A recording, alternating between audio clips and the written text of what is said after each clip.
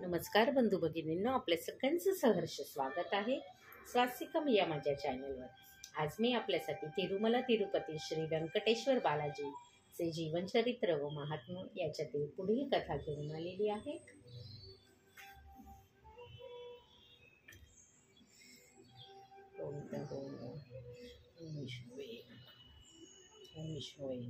तिरुपती बालाजी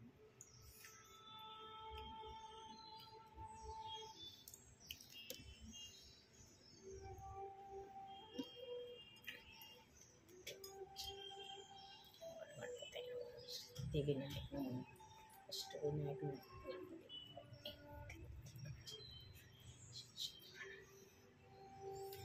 महालक्ष्मी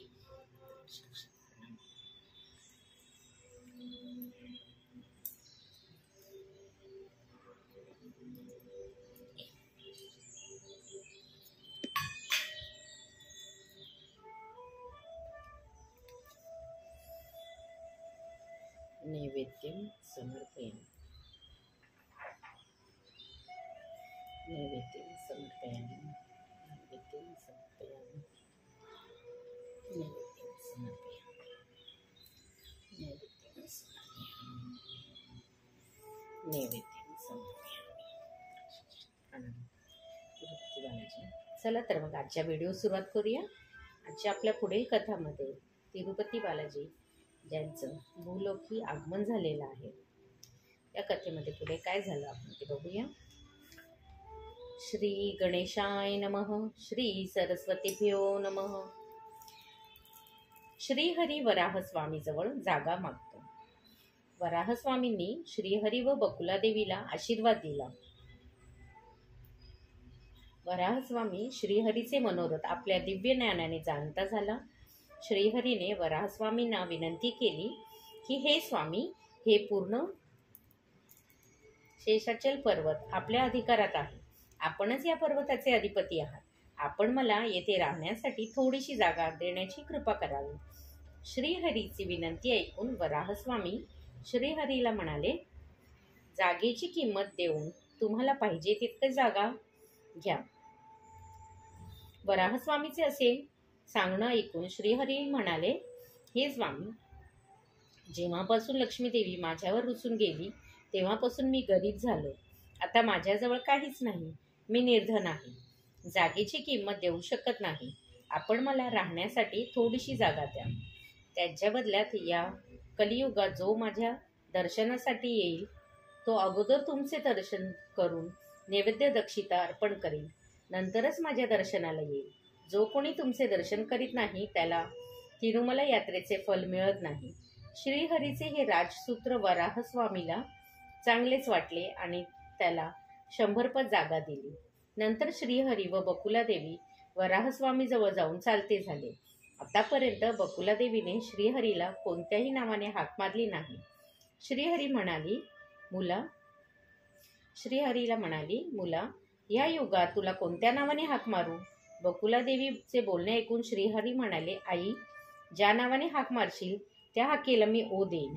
असे मुलाचे बोलणे ऐकून बकुलादेवी फारच आनंदित होऊन श्रीहरीला निवासवर चिरस्थायी केले।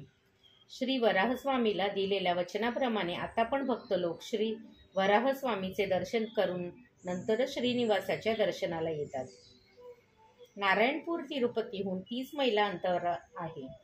तेथे सुधम नावाचा राजा राज्य करीत होता। त्याच्या राज्यात प्रजा सुखी होती। प्रजेस आपल्या मुलासारखे तो पाहत असे। श्री महाविष्णूच्या शापाने चोल राजा पिशाच बनला होता। शापाची मुक्तता होताच चोल राजा पिशाच देहाला सोडून तेथून नारायणपुरात राजा सुधर्माच्या पत्नीच्या गर्भात प्रवेश करून जन्मास आला। राजा सुधर्माने मुलास आकाशराजा असे नाव ठेवले। त्यांचे ते अतिशय लाडाने पालनपोषण करीत असे। राजा सुधर्मा एके दिवशी शिकार खेळण्यासाठी अरण्यात गेला। शिकाराहून परत येईपर्यंत थकून जाऊन कपिल तीर्थ येथे विश्रांतीसाठी बसला। त्यावेळी कपिल तीर्थात एक सुंदर नागकन्या स्नान करीत होती। सुधर्मा त्या सुंदर नागकन्येला पाहून मोहित झाला। त्या कन्येच्या अनुमतीने तिच्याशी गंधर्व विवाह केला। शेवटी नागकन्येला एक मूल जन्मास आले। त्याचे नाव तोडमान असे ठेवण्यात आले। सुधर्माने आपल्या म्हातारपणी मोठ्या मुलास आकाशराजाला राज्यावर बसवले.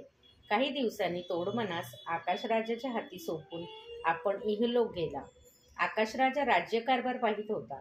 राज्यात सुंदर सुख नांदत होते. अशा कारणाने आकाशराजाची कीर्ती चोहीकडे पसरली. तरी पण राजाला संपत्ती नसल्या कारणाने तो चिंताग्रस्त होता. एके दिवशी शुभ दिवस पाहून आकाशराजाने आपले कुलगुरू शुक महामुनीस बोलविले. राजाचे बोलणे ऐकून शुक महामुनी आकाशराजास येऊन भेटले. कुलगुरू शुक महामुनी येताच आकाशराजाने मोठ्या आदरातिथ्याने त्यांचे सत्कार केले. शुक महामुनीने आकाशराजाला आशीर्वाद देत बोलवण्याचे कारण विचारले.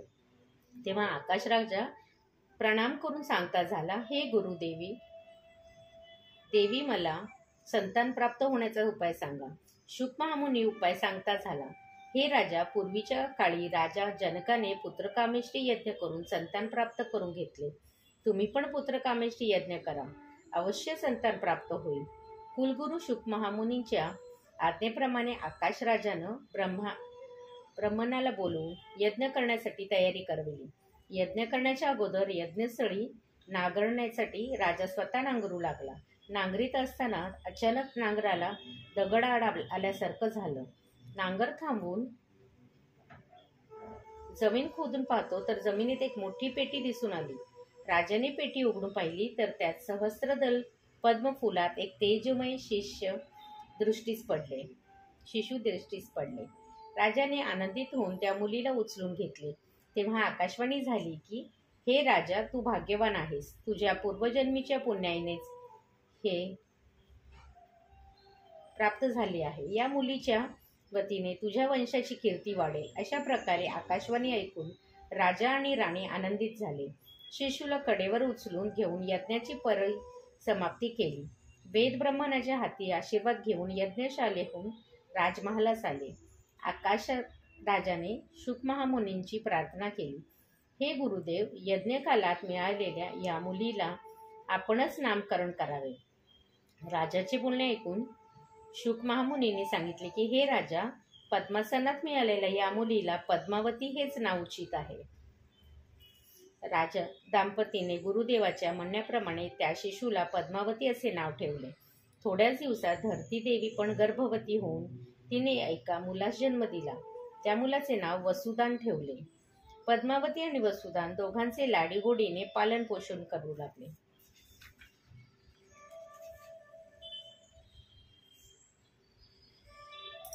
श्री तिरुपती तिरुमला पर्णमस्तु. शुभम भवतु, शुभम भवतु, शुभम भवतु. गोविंदा गोविंदा गोविंदा गोविंदा.